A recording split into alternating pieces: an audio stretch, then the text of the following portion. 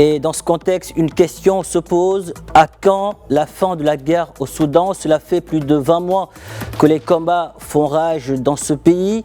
L'armée régulière, dirigée par le général Al-Bourhan, fait face aux paramilitaires du général Hemeti. Les deux belligérants font la sourde oreille face aux appels au calme de la communauté internationale. Sur place, l'hécatombe se poursuit. Des dizaines de milliers de morts. Tous les voyants humanitaires, nous venons de le voir, sont au rouge. Et pour en parler, nous sommes avec Karine Oriot, journaliste, éditorialiste. Elle est en direct de Paris avec nous. Karine, bonjour et merci d'avoir accepté notre invitation. Bonjour, merci beaucoup à vous. Alors, le Soudan est aujourd'hui morcelé, l'armée comme les paramilitaires. Aucune des deux parties ne veut faire le premier pas pour que cesse cette guerre. Vu aujourd'hui ce qui se passe en ce moment sur le terrain, peut-on s'attendre à une intensification des combattants entre les deux camps? Alors, pour moi, une escalade des combats est inévitable. Je rappelle quand même que ce conflit a éclaté suite à une lutte de pouvoir et puis l'échec d'une transition démocratique après la chute d'Omar el-Béchir en 2019.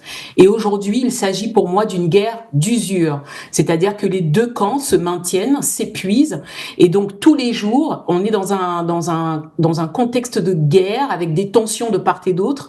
Ils sont certes fatigués, mais vous le savez comme moi, l'armée soudanaise a des points stratégiques, sauf que les forces de soutien rapide bénéficient d'une mobilité intense, et donc des zones comme Khartoum et le Darfour sont complètement des points stratégiques, et tous les jours il y a des combats et les deux camps veulent s'épuiser.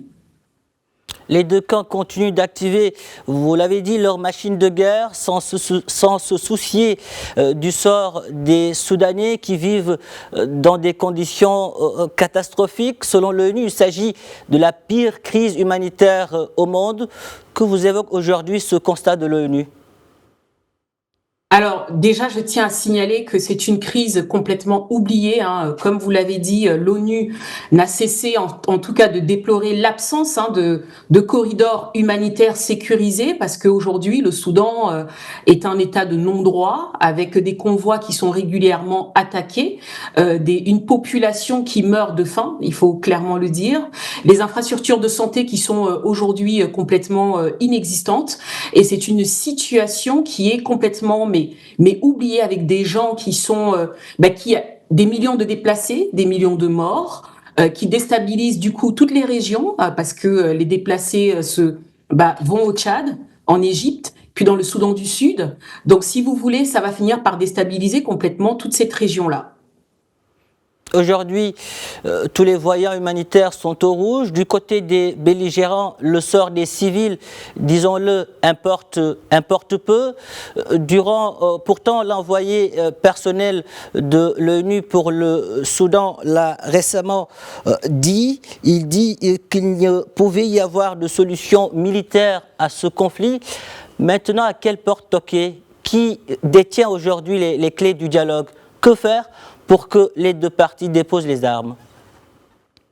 Alors moi, je pense que la première chose, c'est que la pression internationale doit continuer pour imposer un dialogue. C'est super important. Il faut d'ailleurs intensifier cette pression internationale.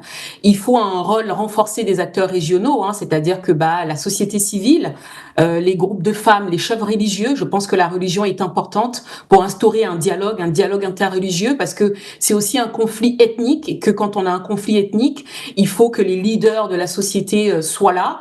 Il faut énormément de discussions, et puis bien entendu, on n'oublie pas l'Union africaine qui a quand même déjà essayé malgré des échecs de médiation, et puis l'IGAD aussi qui est là. Donc je pense que aujourd'hui c'est un conflit, c'est un enjeu qui dépasse le simple Soudan. Tout le monde doit se mobiliser, c'est-à-dire que les pays autour, bien entendu le Tchad, l'Égypte, le Soudan, et même tous les autres pays de la sous-région. Karine Oriot, merci pour toutes ces précisions. Merci d'avoir répondu à nos questions.